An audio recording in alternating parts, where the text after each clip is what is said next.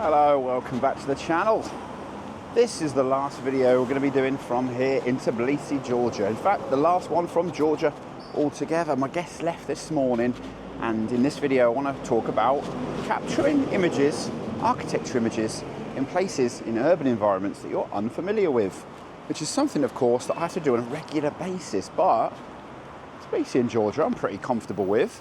However, finding new spots has been a challenge, and of course, going out to photograph them. In this video, I'm going to break it over 2 locations, get some good tips for you photographing interiors. Let's do this. First tip I can give you is to recce. And I don't mean in terms of finding the actual location itself. Of course, for me, finding new locations in Tbilisi is a challenge, considering I was based here for a number of years. But what I'm actually referring to when it comes to recceing is actually the location itself. Recce, I actually mean to scout the location out. Is it going to be viable to get your camera on the tripod and get images? Is it going to be viable to get inside, get to the location and shoot it? Is there going to be challenges inside and along the way? That is kind of what I'm referring to. Okay, so the next point is about your vantage point. Is it going to be a location where you want to shoot from across the street, an external perhaps? Is it going to be from high up on a building opposite, pointing across the way? Is it going to be up high, down low? Is it inside an entrance like I am here in Tbilisi?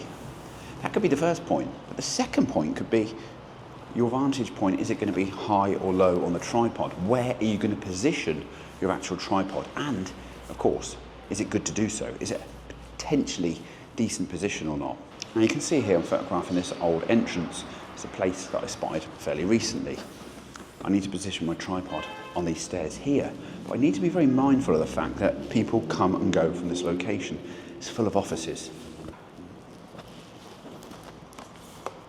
My tripod's still a little bit wet from the very wet last couple of days we had over in Batumi.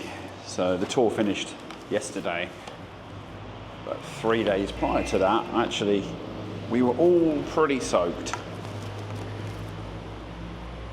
My tripod needs to be left out to dry tonight before I go back to Istanbul tomorrow, it seems. Now for this one, I could probably get away with my 24mm tilt shift actually, rather than my 17. So I'm going to switch to that.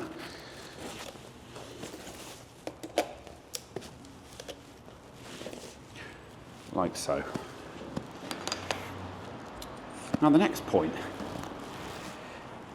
is the position of your camera, yourself and your tripod on private property or in somebody else's space. Like for me here, this is an entranceway, like I mentioned, of offices and apartments, meaning I need to be respectful. I'm on their place and I need to be polite if I come across people. Get out of their way, move, and of course, if I interact with somebody, explain what I'm doing, tell them what I'm doing, and maybe even show them my photos too. All of that can help you to not be an arsehole and come across as a nicer guy, meaning, especially in a city like Tbilisi, that they're going to be very welcoming towards you.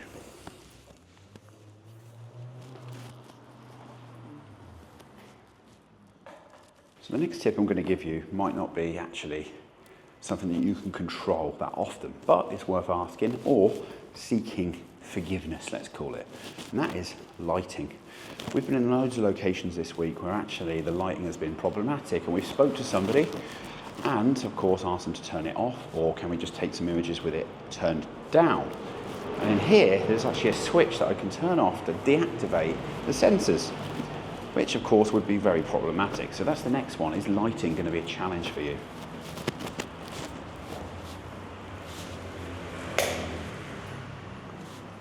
For me now, the answer is no. Now the next tip is to know your kit. Know it inside out. Your camera's capabilities, and in particular, how to use your lenses to the best of your ability. In here I know this is going to suit a 24mm lens over a 17. So I'm going to use my TSC lens 24 to create a pano, top, middle, bottom here, to frame up really nicely. Knowing your kit inside out is going to help you to achieve the best possible results. Now, of course, that doesn't just come down to camera and lens combination. It can also be your tripod and other accessory equipment too.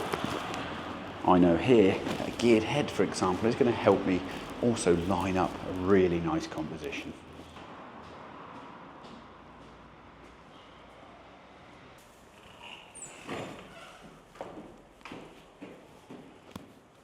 Now the next tip I can give you is to be patient, and that means first of all be patient with the location.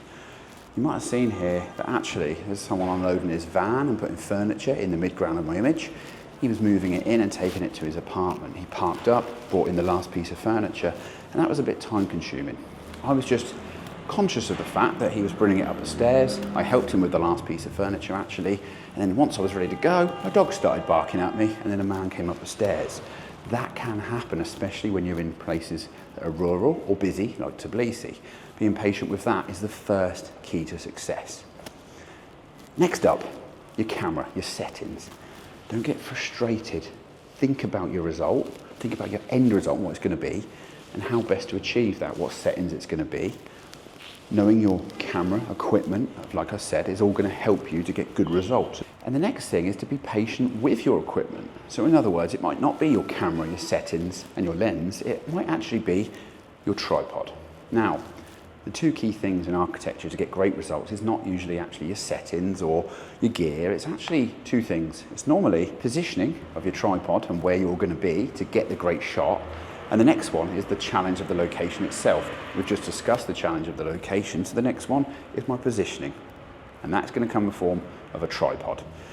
The last 10 days I watched one person in particular get very frustrated with their tripod, and it's because their tripod is not good quality. A ball head sometimes cannot get into portrait orientation easy. That means it's not easy for architecture photography. The next thing as well is how you frame things up, your height of your tripod. Have you got enough height? A standard tripod, really I recommend, is about 6 foot minimum. So in other words, 180 centimetre max height. I also recommend geared heads to help you achieve optimum results. We've talked about that on the channel, of course, fairly recently too. Now I'm going to grab this shot before we move on to another location and talk about the rest of our tips.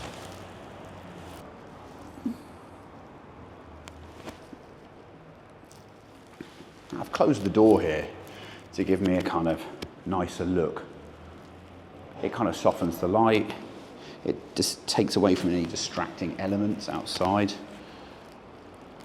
And I know that from scouting the location a few days ago. That's going to make this shot super simple, really. I'm doing a pano, top, middle and bottom. I'm going to heavily crop the end result. Not heavily, but I'm going to crop the end result. F8 ISO 400, not what you might expect. 3 brackets, 2 stops apart.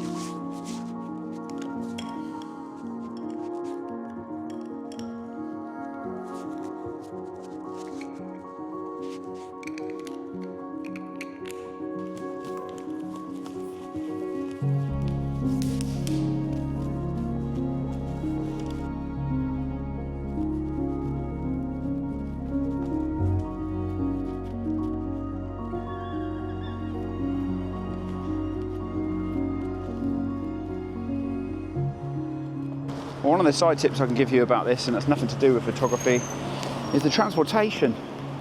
Actually, city centres like this are incredibly busy, difficult to park and drive around. If you can, you should get public transport. In Tbilisi, Bolt is incredibly affordable and easy to manoeuvre around the city for very, very inexpensive cost. Best tip I can give you is to move around a place like this, take the stress off yourself.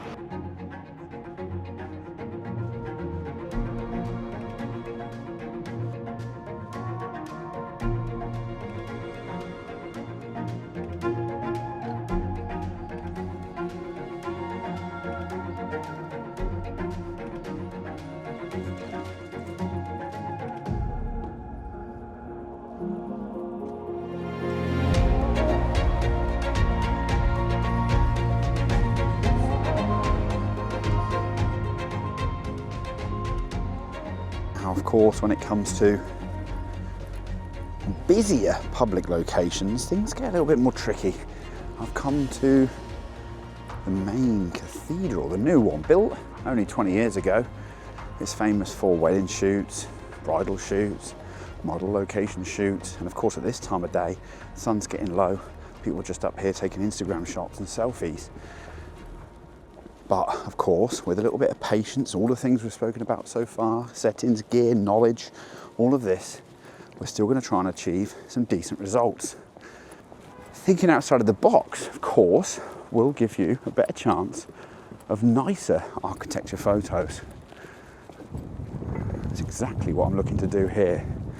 Just something a little bit different. The location's got beautiful architecture. Inside, not so much. It's actually about the exterior here. Now, everybody takes photos from the front, but I've come to the rear. Now, I've got a shot framed up in mind, something a little bit different at the back of the church, away from the traditional front. And I like the shapes here. Now, I imagine at this point there's going to be lens flare everywhere.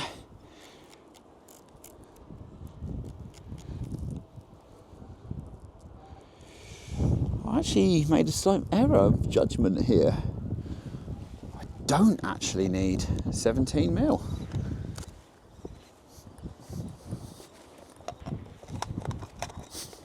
Seems like I don't know my gear enough after all.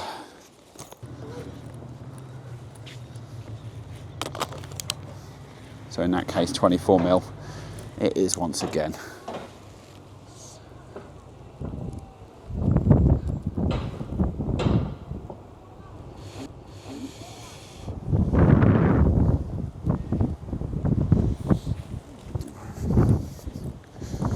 .24mm is actually going to give me exactly what I want. The thing is, the sun is in an awful position. It actually couldn't be in a worse position right now. And actually I don't need to be at the top of the stairs. I could actually come down a few steps to frame up what I want. I actually just want, there's 3 crosses at the top of the church. I want them at the top of the composition. I want the curvature of the building at the back here in the framing. So I've had to lock my video camera down. It's getting very windy suddenly. Hopefully it doesn't sort of go anywhere. I haven't actually got the wind muff for my microphone with me, so I hope you can hear me. Now, because I've stepped further down, that is going to mean I need to do what I originally thought, which was wide angle. I need the 17 back on because I've stepped down further forwards. I want a wider shot. I want to fill the frame with that 17mm. I'm going to need to go somewhere further forwards, but not that far. I just want to create this effect that I sort of block this sun out like this with the edge of the building. At this point, I'm basically getting drowned out by the wind. Can you imagine my voice being drowned out by gusts of wind? The final point really is that by using all of the tools available to me, whether that's gear, equipment or knowledge, I was able to capture shots that were not only different to what I'd seen online and of this fairly new location, but also I was able to kind of counteract problems that I'd come across on site. I came to the rear, I got these 3 windows, I lined it up and all of that worked. And I could have gone one step further because what I could have done is also captured images with people moving through them to give the image scale. Because there was less people moving through the scene, it would have opened up that opportunity. I didn't do that, but I could have.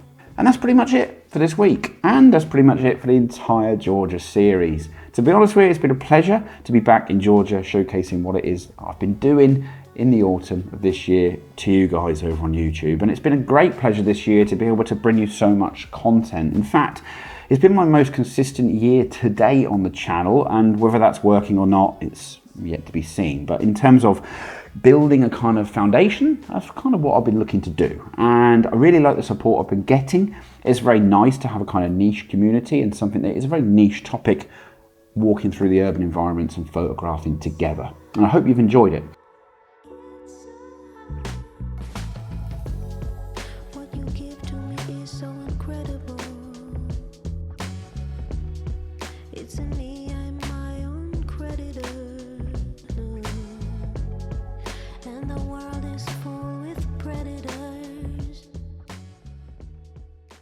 Thanks for joining me for the ride, and I wish you all the greatest 2025. That's right, quarter of a century. It's actually unbelievable, to be honest. There's lots of content to come throughout 2025. I hope you've enjoyed it.